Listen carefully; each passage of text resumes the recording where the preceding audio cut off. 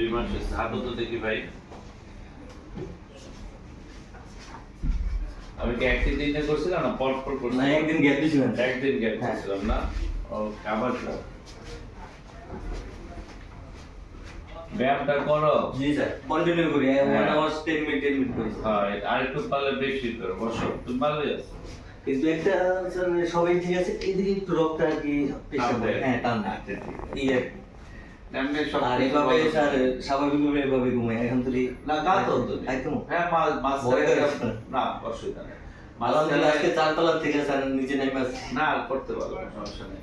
মাঝখানে একটা বালিশ সেট করে, ফুল বালিশ ইউজ করে। হ্যাঁ বালিশ আর কি। হ্যাঁ, না আমি কাত হয়ে শুবা ফুল বালিশ পারে তো, তাহলে ঠিক আছে। মানে এটা আগে আমরা এমনও করতাম, ঠিক না? আর আরেকটা কথা স্যার আমি তো প্রবাসী হ্যাঁ। তো দুবাই প্রবাসী আমি তো বাইরে অপারেশন করি নাই দেশে আসছি স্যার আপনার সরাপন্ন হয়েছে আপনার সাথে স্যার অপারেশন করছি আলহামদুলিল্লাহ আমি এখন সুস্থ বাট আমার এখন স্যার এই 6 মাস ওভার হয়ে গেলে আমার ভিসা তো তুমি চলে যাবে। ক্যান্সেল হয়ে যাবে এখন 5 তারিখ থেকে সময় আছে তো আমি চাচ্ছি স্যার এর ভিতরে আমি কালকেই চলে যেতে, আমার কোনো সমস্যা নেই। ঠিক আছে স্যার এই জন্য বলতে চাচ্ছি। তুমি কালকেই চলে যাবে। আবার কবে আসবা?